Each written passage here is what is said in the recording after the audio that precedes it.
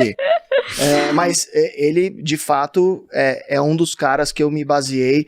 Eu acho que um dos poucos que quando tinha muita pouca informação, o cara conseguiu ter uma mentalidade buy and hold quando não se tinha informação. Porque ninguém mais fazia, era absurdo pensar era isso, você fazer isso no Brasil. Um bando de mão de alface e um cara que não foi, virou um monstro, né? Exatamente. É porque é tão arriscado, é tão louco que ninguém fazia. Então, mas nesse meio tempo, pausando aqui a explicação que ela tá dando da AGF, eu escutando uma vez você falar sobre a década de 70, o crescimento, você disse que ele começou investindo, olha que interessante pra galera nova que tá vendo aqui o podcast. Você falou uma vez que ele começou na década de 70, passou 8 anos aportando, passando sufoco, então viu os amigos comprando casa, carro, viajando, e ele focou 8 anos aportando, porque ele queria ter um gerador de renda. Uma renda passiva. Uma renda passiva.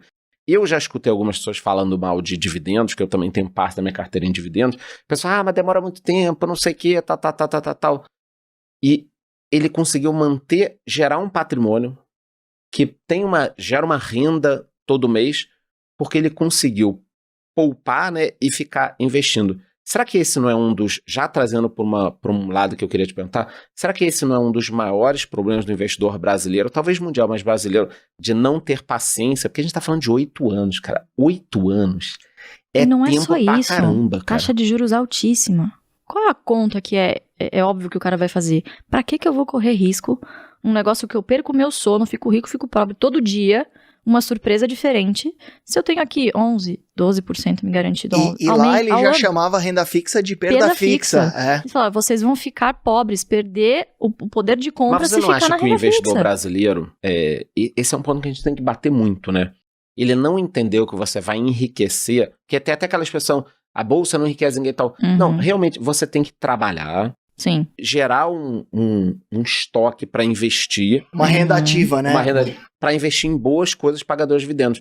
E quando eu pesquisei sobre a história da vida do Bar, sobre você falando sobre isso, eu percebi muito essa questão de você ficar fazendo aportes, não sacar, você fica revoltada quando alguém pergunta, né? O dividendo, a boa parte é reinvestido, e aí isso vai gerar uma bola de neve, né? A gente vai deixar você voltar na explicação da AGF, mas eu guardei aqui isso de, 8 anos aportando, cara. Exatamente. Quem aguentaria, E sozinho, né? Não tinha informação, porque hoje tem muitos buy and holders na internet, né? Acho que todo mundo aqui tem uma filosofia de buy and hold. Mas hoje existe essa cultura que a gente criou. Antes era tipo você contra uma manada de mão de alface, né? Exatamente. Mas segue aí falando de onde veio esse lapso do Luizão? O que ele fez, na verdade, é seguir a matemática. A matemática é implacável, gente. Qual que é a variável que é exponencial, que está elevada? O N. É o N, é o tempo. É o tempo, galera. Porra, seu desgraçado. Aqui a gente gosta de ofender. Que a pessoa investe, vem pra gente. Por exemplo, depois a gente vai falar sobre ações, mas eu vou dar um exemplo aqui pra, fixar melhor na mente das pessoas que eu tô querendo falar. Você dá uma declaração, sei lá, as ações do Banco do Brasil estão num ótimo ponto de entrada, por exemplo.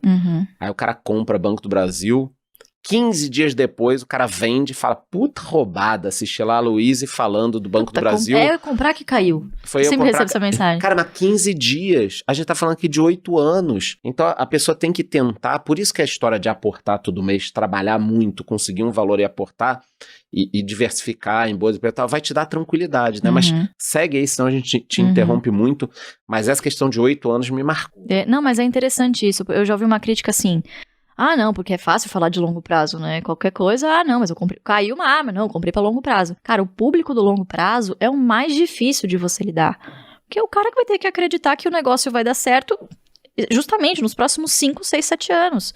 É um cara que tem que estar muito fidelizado e tem que acreditar muito na estratégia. Já foi feita uma pesquisa numa corretora, e depois a gente pode até levantar essa pesquisa e trazer alguém só pra falar sobre isso. Que ela olhou que as melhores rentabilidades estavam na turma que morreu, né? Porque esqueceram a carteira. E eu vou trazer essa pesquisa. Igual eu no último podcast. E aí a ação vai... Porque o cara que compra Banco do Brasil e fica tentando tradar, ele vai errando, né? Como Banco do Brasil. Agora, se você compra ações de boas empresas, aí daqui a pouco você vai falar sobre essa questão de dividendo, e você vai montando uma carteira, essa carteira te gera rendimento, aí você compra mais, vai montando, compra mais. Cara, isso gera em 20, 30 anos um negócio poderosíssimo, né? Exatamente, Entendeu? exatamente. Mas fala que É você por tá isso que eu chamei o livro de Baia em Foda-se, do tipo, mano, decidiu virar sócio dessa birosca, agora deixa essa birosca trabalhar pra você e não fica... Porque as pessoas, elas têm essa maneira de ser auditores das empresas, já tem a auditoria lá, vai trabalhar. Cara, né? eu sempre brinco. Se o IRB, há 2 anos atrás, passasse pela auditoria da internet, nada disso teria acontecido, Sem tá? dúvida. E passou por 2 grandes Não auditorias. teria, não, a gente é. vai falar do IRB aqui. Vamos falar, eu tô me antecipando aqui, vai mas falar só pra Mas manter continua vocês falando ligados. da Jeff. Aí te procuraram, você juntou com os dois. É isso, nós já éramos muito amigos, né? Eles já faziam o jeito Barsi de investir, quando não existia jeito Barsi de investir. E realmente não existia um lugar em que os ensinamentos deles estavam consolidados. Tinha uma notícia aqui, mas é isso, notícia Tentaram consolidar as cartas do seu pai, eu fiquei sabendo. Ok. Para. Você sabe do que eu tô falando, Sempre é né, sério Luiz? que você está falando. Vamos deixar Tudo bem, passando. para os bastidores. Sim. Mas enfim, e aí a gente consolidou isso com autorização, não é mesmo? Olha só. Não foi assim escondido. Nós somos os únicos autorizados a falar oficialmente em nome dele, né? E aí montamos o curso e, cara, nem sabia que ia virar uma empresa. Não tinha a menor expectativa. Não, eram Ele 3. participa do curso, Ele não participa. Nós escrevemos mas o roteiro. o mindset é dele. Totalmente dele, é do livrinho dele, Ações Garantem o legal. Futuro. Uhum. Que é o acrônimo, né, que gerou a empresa em 2019. E, cara, a gente começou sem business plan, sem nada. O Fábio fez o site, ele já trabalhava com isso. O Felipe é grande ex-executivo, ele trabalhou pro 3G, enfim, Burger King. Um cara muito foda, MIT, tipo, fodido. E ele fez meio que a parte executiva, então organizou a bagunça, né? E eu, pensando na parte mais criativa, de conteúdo, redes sociais. E assim, o negócio bombou de uma maneira que a gente não previa. Não previa. Então, sem business case, sem nada. E a gente foi meio que lançando as coisas, aprendendo no meio do caminho e se profissionalizando também no meio do caminho. Que ano passado foi um ano bem, assim, de olhar pra dentro, arrumar a casa. Todo mundo passou por isso, né, do mercado. E agora, tipo, bom, estamos estruturados aqui dentro, o atendimento. Porque quando você cresce muito, né? Esse é um dos grandes gargalos. Pô, você frustrar o seu aluno, né? Você não atendê-los direito. Então, a gente passou por isso no ano passado, de olhar pra dentro e, não, vamos ouvir essas pessoas, né, que, pô, tudo a gente deve a essas pessoas que nos dão confiança, né, então botar o cliente em primeiro lugar, estruturar a casa e, pô, agora prontos para uma próxima rodada de crescimento aí. Agora que a gente já deixou ela tranquila, calma, chegou aqui, acho que a gente já pode começar a falar de algumas empresas, né, o que você acha? Eu acho... Eu tenho aqui umas perguntas